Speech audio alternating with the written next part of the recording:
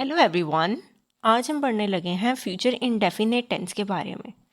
जिस तरह बाकी सब टेंसेस को स्टार्ट करते हुए सबसे पहले हमने ये पढ़ा था कि उस टेंस को इस्तेमाल किस टाइम पे करते हैं। सबसे पहले हम इसको भी देख लेते हैं। We use future indefinite tense to talk about actions and situations in the future.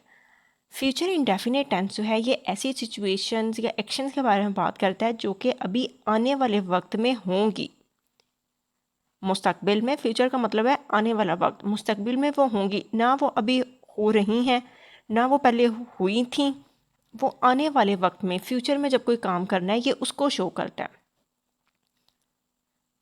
Helping verbs अगर इसमें देखें तो इसमें दो हेल्पिंग वर्ब्स इस्तेमाल किए जाते हैं, ही, शी, इट, यू, दे, सिंग, और सिंगुलर प्लूरल के साथ विल का हेल्पिंग वर्ब इस्तेमाल किया जाता है। अब इसमें हेल्पिंग वर्ब जो है ये याद रखने वाली चीज़ है, और आई और वी के साथ शेल इस्तेमाल किया जाता है। लेकिन कुछ कंडीशंस ऐसी भी आती हैं जहाँ पे हम आई और वी के साथ विल का हेल्पिंग वर्ब भी यूज़ कर सकते हैं, वो हम आगे पढ़ेंगे। इसमें फर्स्ट फॉर्म ऑफ वर्ब इस्तेमाल की जाती है। इसके अलावा आपने कोई आईएनजी, कोई ईडीएस और ईएस कोई चीज़ ऐड नहीं करनी, simple first form of verb add करनी है। अगर हम उर्दू में फ़िक्रे की बात करें तो फ़िक्रे के एंड पे गा, गी, गे आता है। जैसे वो खाना खाएगा, वो बैरून मुल्क जाएगा, वो पढ़ेगी। हर फ़िक्रे के एंड पे गा, गी, गे आएगा, और ये किसी ऐसे काम को करने के लिए इस्तेमाल किया जाता है जो कि अभी आने वाले वक्त में वो काम करना है। और विल और शेल दो हेल्पिंग वर्ब। इसके बाद हम इसको देख लेते हैं एग्जाम्पल से। सबसे पहले हम देखते हैं पॉजिटिव सेंटेंसेस, यानी वो वाले सेंटेंसेस जिनमें हम सिंपल कोई बात बता रहे होते हैं। इसका स्ट्रक्चर क्या होता है? सबसे पहले सब्जेक्ट आ जाता है, इसके बाद हेल्पिंग वर्ब आ जाता है। हेल्पिंग वर्ब हमारे दो हैं, विल और shall. First form of verb और ऑब्जेक्ट। अब फर्स्ट सेंटेंस दिया हुआ है, they will go for a walk, वो सैर के लिए जाएंगे।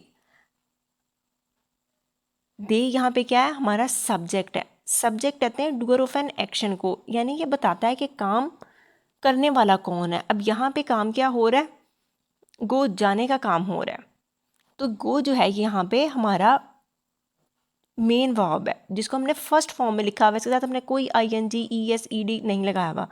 और जो मेन वर्ब होती है वो हमें ये बताती है कि एक्शन क्या हो रहा है, काम क्या हो रहा है। हेल्पिंग वर्ब हमें टेंस के बारे में बताता है। अब अगर किसी भी टेंस में विल और शैल लिखा हुआ है और साथ फर्स्ट फॉर्म ऑफ वर्ब लगी हुई है तो हमें फ़ौरन समझ आ जाएगी ये फ्यूचर इंडेफिनेट की बात हो रही है। और जो ऑब्जेक्ट होता है वो ये बताता है कि जो काम हो रहा है वो किस चीज़ पे किया जा रहा है। अब नेक्स्ट इसको देख लेते हैं, he will tease me. Tease का मतलब होता है तंग करना, वो मुझे तंग करेगा। ही यहाँ सब्जेक्ट है। अब यहाँ ही के साथ हमने विल का हेल्पिंग वर्ब लगाया हुआ है, टीज फर्स्ट फॉर्म लगाई हुई है। She will sing a song, वो एक गाना गाएगी। I shall pass the test. अब यहाँ आई के साथ हमने शेल का हेल्पिंग वर्ब लगाया हुआ है, जैसे हमने स्टार्ट में पढ़ा था, मैं टेस्ट पास करूँगा। We shall cooperate with each other. Cooperate का मतलब होता है ताउन करना, हम एक दूसरे के साथ ताउन करेंगे। अब यहाँ पे हमने आई के साथ भी शेल लगाया हुआ है और वी के साथ भी शेल लगाया हुआ है। बाकी जहाँ पे दे, ही, शी आया हुआ है इन सब के साथ हमने विल लगाया हुआ है, और सब में गो, टी, sing, pass, cooperate first form of verb इस्तेमाल की हुई है। तो दो बातें याद रखनी है, हेल्पिंग वर्ब और कौन सी फॉर्म ऑफ वर्ब आनी है, फर्स्ट फॉर्म ऑफ वर्ब आनी है।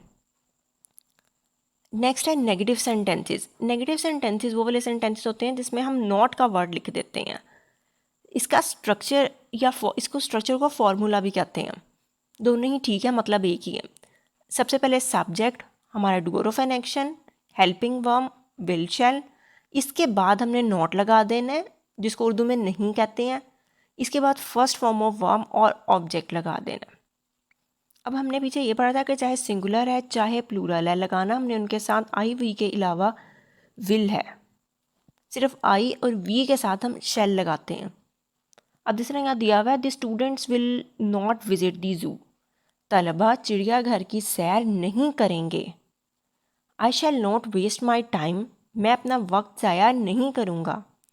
You will not support your friend, आप अपने दोस्तों को सपोर्ट नहीं करेंगे। दे विल सपोर्ट का मतलब होता है ताउन करना, मदद करना। दे विल अर्न मनी, वो रकम कमाएंगे। They will not earn money, sorry यहाँ नॉट भी आएगा, they will not earn money, वो रकम नहीं कमाएंगे। अगर हम नॉट लगाते फिर ये पॉजिटिव सेंटेंस बन जाता है।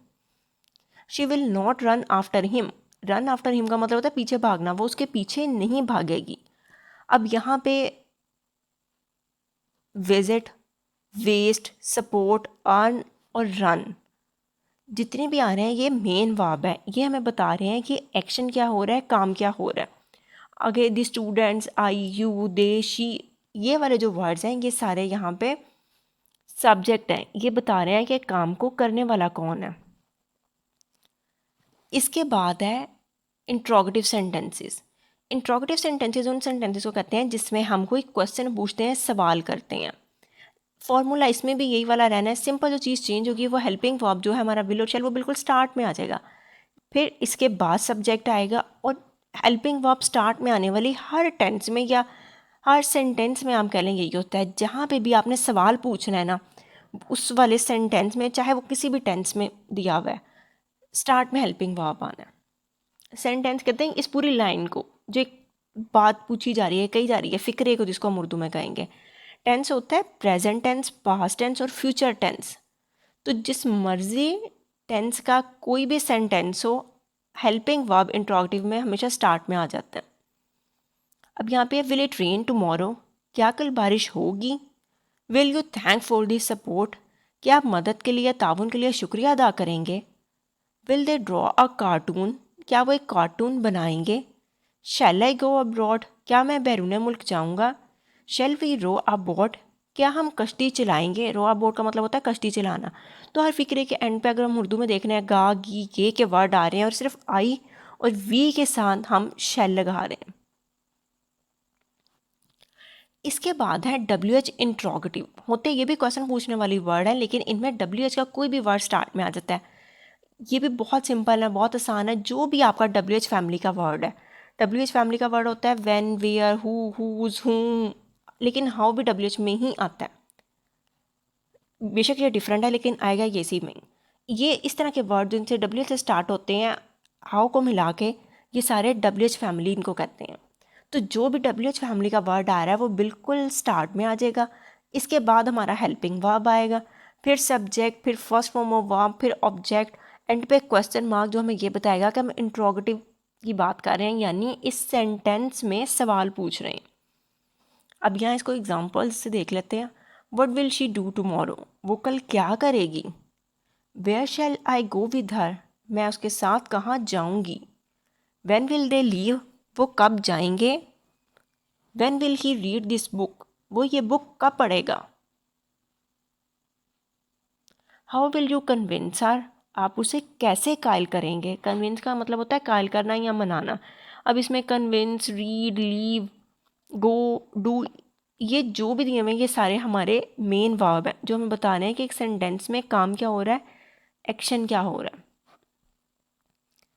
अब इसमें एक थोड़ा सा चेंज ये आता है, ये हमने स्टार्ट में पढ़ा था कि आई और बी के साथ हमने शैल लगाना है, बाकी जो भी आ रहा है सब्जेक्ट में उसके साथ हमने विल लगाना है। लेकिन कुछ कंडीशंस ऐसी भी होती हैं जहाँ पे हम आई और वी के साथ विल अगर लगाते हैं तो वो बिल्कुल ठीक होता है। अब ये बात करने वाले पे डिपेंड करता है कि वो बात किस वे में कहना चाह रहा है। अगर आपने एम्फोसिस देना है, एम्फोसिस का मतलब होता है शो, जोर दे के कहना है, आपने जोर शो करना है।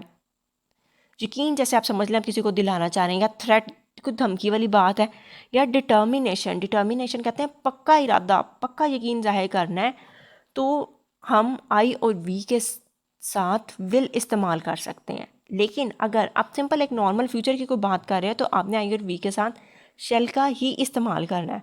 सिर्फ जोर देने के लिए, कोई धमकी की अगर बात हो रही है या पक्का इरादा, डिटर्मिनेशन शो करनी है, तो सिर्फ तब हम आई और वी के साथ विल इस्तेमाल कर सकते हैं। जैसे I will get first position in my class, मैं अपनी क्लास में फर्स्ट पोजीशन लूँगा, जोर दे के कह रहे हैं। We will go to Canada, हम कनाडा जाएंगे, इरादा, पक्का इरादा दिखा रहे हैं। We will go to Canada, हम ज़रूर जाएंगे, इसका मतलब है। आई विल किल हिम, मैं उसे कत्ल कर दूंगा। अब लास्ट सेंटेंस में धमकी दी जा रही है, तो जब सिंपल ये तीन कंडीशंस आएंगी तब आप आई और वी के साथ विल का इस्तेमाल कर सकते हो। अगर आपने सिंपल को फ्यूचर की बात करनी है तो आप शेल का इस्तेमाल करेंगे। आई होप आपको इसका अच्छे से समझ आ गई होगी। अगर आपको कोई क्वेश्चन है तो आप नीचे कमेंट बॉक्स में पूछ सकते हैं। वीडियो पसंद आया तो please like share and subscribe. Thank you.